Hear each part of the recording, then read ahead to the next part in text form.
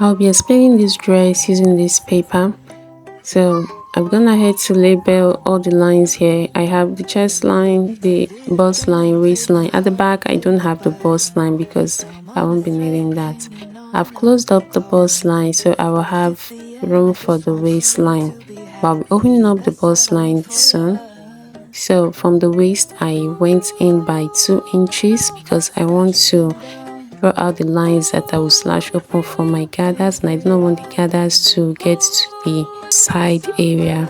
I've tried to draw out my lines evenly. When making this on the fabric, you can measure whatever is left of your waist measurement and divide so you can get even lines.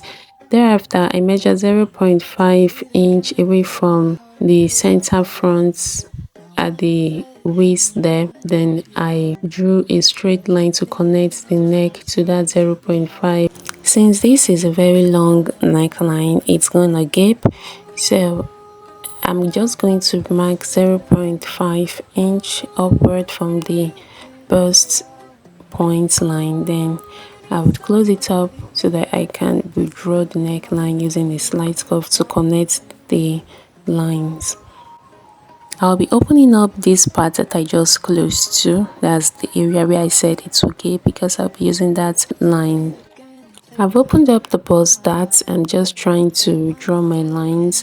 After that, I would go ahead and cut all of these lines open so that I can slash them to get my gathers. Then afterward, I will go ahead to open the gape line too. You see what it looks like. Then I would number each of these paper so that I don't mix them up. I'm going to cut out my neckline. Then I would stick the first paper to this so that it stays separate from the others. I won't be spreading that out, but I'll be spreading other papers out. I'll try to spread them out evenly. When doing this on the cloth, you can measure them out so that they are spread open evenly.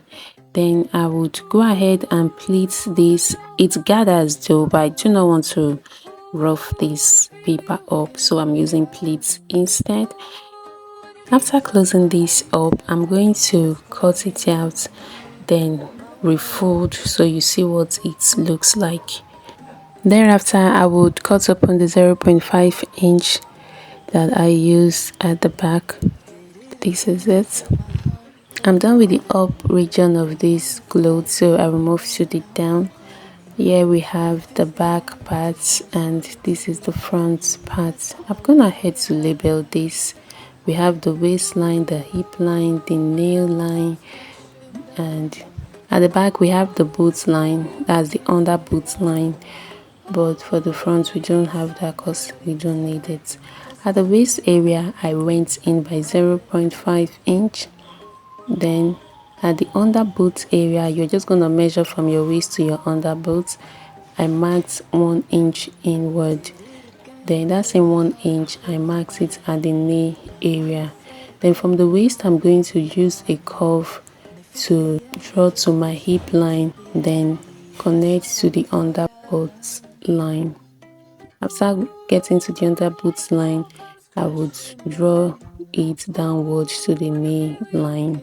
Then I marked out my waist measurement. You see me using the up piece to get the waist measurement.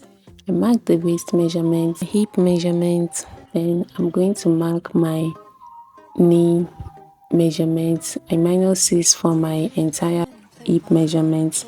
Whatever I got, I divided by 4 and then mark that out. Now just use a curve to connect this. After connecting this, I would proceed to making the front part. I will add that to the back part soon. At the front, I will use the up part to get the waistline. I will mark down my hip measurements, the knee measurements, and then I will connect with a curve like this. You can see the center front and it's on fold. That's for the front piece, but the back is not on fold. So I've marked out my darts. Then next is the sleeve. So I've cut out the sleeve length, minusing the cuff length from it. Then I would go ahead and fold this in two. After folding it into two, I'm going to draw out my sleeve cap height, then draft my sleeve this way. I have a video on how to draft a standard sleeve like this. You can check it out. So I went down to mark all the necessary measurements, my elbow measurements, and so on. After drafting this, I will cut it out, then proceed to making my slash lines. I opened up this sleeve and determined where I want my gathers to start and where I want it to end. Then I marked those places out, mark the midpoint of the sleeve, then ensure I divide everything equally. So in total, I have about 5 lines here. So at the base here, I'm just doing this into 4. After marking the midpoint, I divided the other area by 2. Then see the way I'm connecting the base line to the upper lines. After connecting, I'm going to cut open all of these lines, and I would separate every one of them and mark them so I do not mix them up. So I'm separating everything because I want my gathers to be at the top and at the base as well. So here is a different paper. So this is what I'll be using to spread this open. I've marked the midpoint of this paper and I've taken the length of my sleeve on it too. So I'll be using these lines as a guide. So I'm just going to go ahead to place all my strip on this paper and tape them down.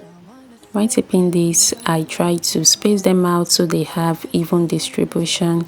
When making this on your clothes, you want to use a tape to measure the distance out, that's distance from one strip to the other. When I made mine, I used the measurements for each of my strip as the spacing. That is what I used. At the end of it, so I had a ×2 of my initial sleeve. Kindly subscribe to my channel if you are yet to do so. It is totally free, and give this video a thumbs up. You want to share this video to those it will be helpful to, and turn on your notification bell to get updated whenever I post videos like this. You see, this style is very easy to achieve, so I will just go ahead and cut all of this out after folding. Remember, when making yours, you'll be using gathers, not pleats. Then I will go to the back of my sleeve to open up my sleeve slits. So you open to your desired length. So this will be the opening for my cuff because I'll be attaching my button and loop to this cuff too. When you cut your cuff, it will have to be a straight piece, not this one that I did into 2 here. The reason I made this is because I did not close the side seam of this sleeve. Once you close the side seam of your sleeve, the only opening you have on your sleeve is the sleeve slits. I did it this way so that it will be easy for you to understand, because this sleeve is not a big one. So if I close the side seam, it will be very difficult for you to understand. I've attached the loop to this cuff, and the buttons will be on the other parts of this sleeve. Then I'm trying to open up my pleat so you see what the sleeve looks like. After that, I would cut out all the necessary parts from the down area, and this is what we have here. Do not forget to subscribe to my channel and give this video a thumbs up. See you in the next one.